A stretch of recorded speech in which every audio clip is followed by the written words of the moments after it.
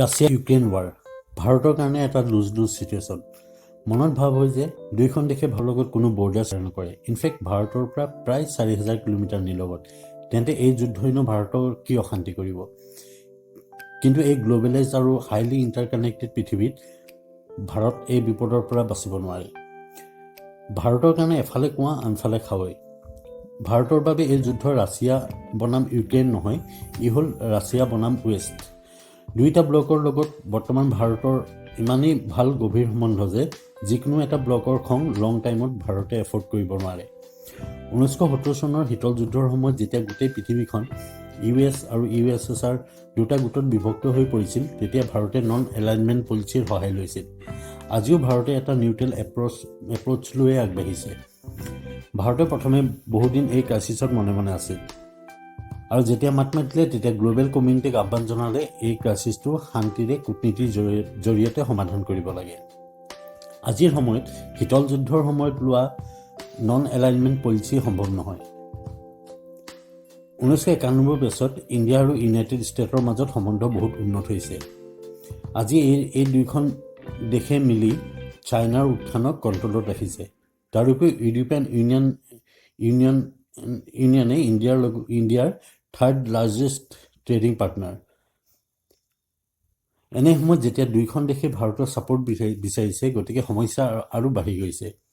আনফালে ৰাছিয়াক ছাপোৰ্ট কৰা মানে US-ৰ বিৰোধ। যিকোনো কনফ্লিক্ট চিটুৱেশ্যনত ৰাছিয়াই ইউৰোপ আৰু আমেৰিকাৰ ইকনমিক চেংচনৰ সন্মুখীন হ'ব আৰু লগতে কাষ্টা এক্টৰ অধীনত ভাৰতৰ ওপৰতো ইকনমিক চেংচনৰ বাধা আহি পৰিব।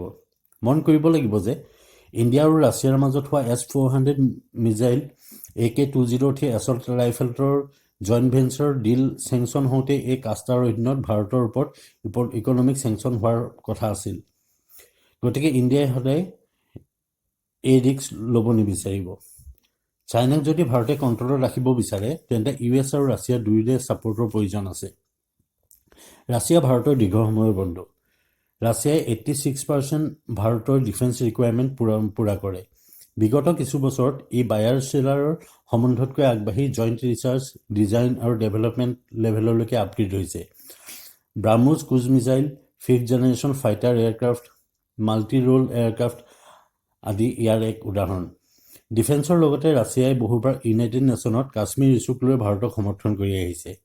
তাৰোপৰি ৰাছিয়া হ'ল UNSC, ইউনাইটেড নেশ্যনেল ছিকিউৰিটি কাউন্সিলৰ পাৰ্মানেণ্ট মেম্বাৰ।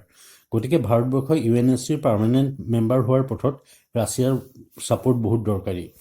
এনেকুৱা সময়ত ৰাছিয়াৰ এগেইনষ্টত যোৱাটো ভাৰতৰ বাবে সম্ভৱ নহয়। ইউৰোপৰ যিকোনো ক্ৰাইচিছে চাইনাই নিজৰ বৰ্ডাৰত এক্টিভিটি আকৌ আৰম্ভ কৰিব। তদুপৰি USA যদি ৰাছিয়াৰ ওপৰত ইকনমিক চেংচন কৰে, তেন্তে ৰাছিয়া চাইনাৰ ওপৰত আৰু ডিপেণ্ডেণ্ট হৈ যাব আৰু চাইনাই নিজৰ মতলব উলিয়াব। যুদ্ধ যিকোনো দেশৰ বাবেই ভাল নহয়।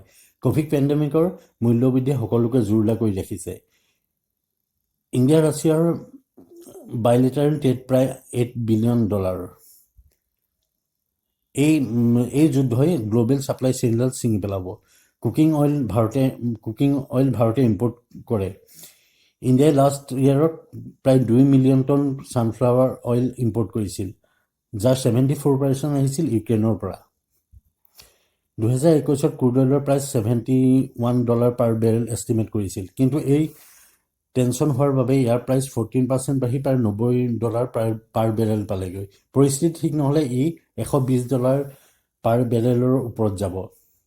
ৰাছিয়াই ৱৰ্ল্ডৰ ক্ৰুড অইল প্ৰডাকশ্যনৰ 30% অৱদান কৰে।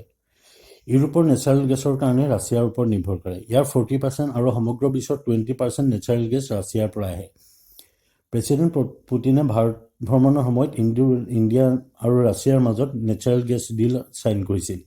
ইয়াত ভাৰতে ৰাছিয়াৰ পৰা $25 বিলিয়ন গেছ কিনাৰ কথা আছিল।